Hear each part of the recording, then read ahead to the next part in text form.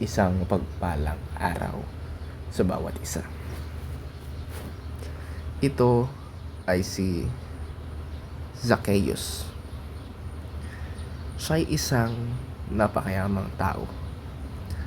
Ang kanyang trabaho ay isang publikano. Siya ay naniningil ng ngongolekta ng mga pera mula sa mga tao.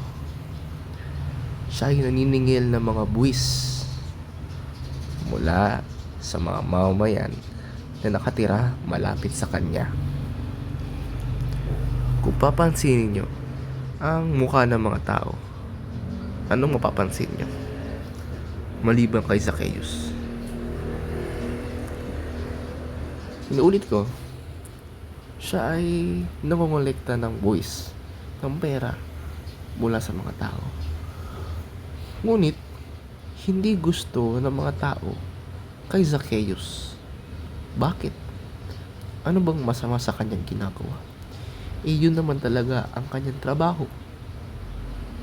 Dahil sa tuwing maniningil si Zacchaeus ng buwis sa mga tao, ay dinadagdagan niya ito.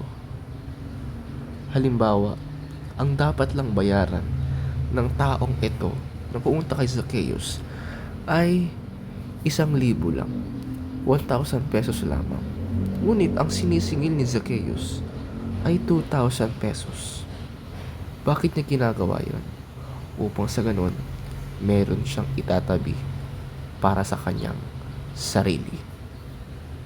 Kaya nga ayaw ng mga tao sa kanya dahil sa kanyang pandaraya na ginagawa sa kanila. Isang araw, may bumisita sa lugar na yon. Walang iba kundi ang Panginoong Hesukristo. Ang mga tao, dahil kilala nila ang Panginoon, siya ay nagpapagaling, siya ay nagpapakain. Yan, natuwang-tuwa ang mga tao sa kanya at siya ay sinalubong at masaya nilang pinapasok ang Panginoon sa kanilang lugar. At doon nagtipon-tipon ng mga tao, nagturo ang Panginoon, siya ay nagpagaling at sila ay nakikipag-usap sa Panginoon. At si Zacchaeus, nalaman niya ang kaguluhan na nangyayari sa kanilang lugar, na marami nagtitipon-tipon ng mga tao, at nalaman niya na nandyan na nga na dumating din sa kanilang lugar ang Panginoong Hesukristo. Kilala rin ni Zacchaeus ang Panginoon dahil naririnig niya ang pangalan ng Panginoon, ang mga balita, ang kanyang mga ginagawang mga miraglo. Ngunit ang problema, si Zacchaeus ay isang maliit na tao. Hindi siya ganoon katangkaran. Mapapansin niyo dyan. At gusto niya ring makita ang Panginoon. Ngunit nga dahil hindi siya matangkad, siya ay isang maliit na tao. Hindi niya makita. Yan. Ngunit, nakaisip ng paraan si Zacchaeus para makita niya rin ang Panginoon. Ano ang kanyang ginawa?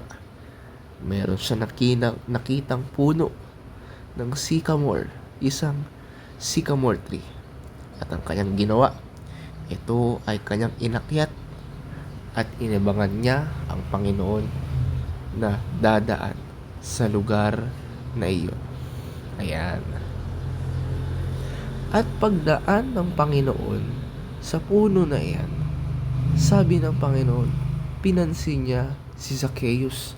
Zacchaeus, nakikita kita dyan.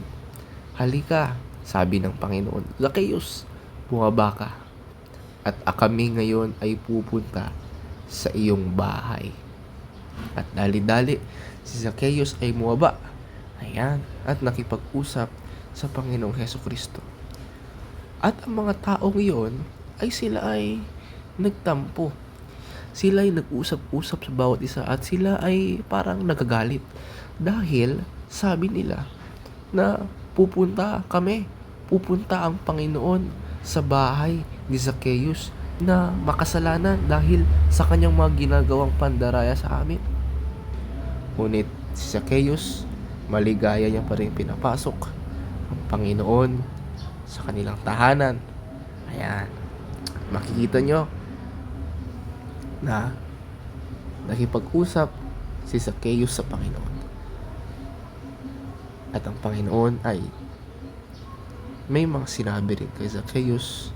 Siya rin ay tinuruan ng mga salita niya, ng mga salita ng Panginoon. At alam nyo mga bata, kung anong ginagawa ni Zacchaeus, sabi ng Biblia, dahil nakilala ni Zacchaeus ang Panginoon, ang ginawa niya, ang kalahati ng kanyang kayamanan, binigay niya sa mga mahihirap.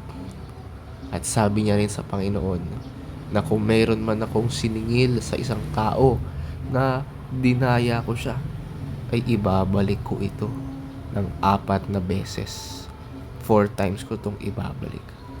Kaya yung siningil niya kaninang 2,000 pesos, binalik niya ito ng 8,000 pesos. Dahil siya ay nagbago. Dahil nakilala niya ang Panginoon. Kaya siya ay nagbago. Iniba niya na ang kanyang ugali. Dahil yung ugali niya dati, yun ay ugali na gusto niya lamang. Ngunit ngayon, nakilala niya ang Panginoon. Ang gusto niya na ay yung gusto ng Panginoon para sa kanyang buhay. Dati siya ay mandaraya. Dati gusto niya lang ng pera, siya lang ang may gusto.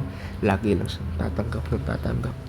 Pero ngayon, gusto niya nang magbigay. Kaya, ganoon din tayo. Ganoon din kayo. Meron tayong mga ugali na ginagawa. Meron tayong mga ginagawa natin, gusto natin gawin. Pero ngayon, nakilala nyo na ang Panginoon. Hindi man natin nakikita ang Panginoon. Hindi man natin nakita pa ang Panginoon. Pero nandito ang Word of God, ang Bible. Napapag-aralan natin ang Panginoon. Ngayon, nakilala nyo na ang Panginoon. Dapat meron ng mangyayari na kakaiba sa ating buhay. Dapat meron ng mangyayaring pagbabago. Kung dati, ikaw ay hindi sumusunod sa magulang, ikaw ngayon ay susunod na. Kung dati hindi mo gustong pumunta ng church, tinatamad ka, dapat ngayon masipag ka na at gugustuhin mo nang pumunta ng church. Kung dati ko ay palamura, hindi ka nag-aaral, dapat ngayon nagbabago ka na. Dahil yan ang gusto ng Panginoon para sa iyo.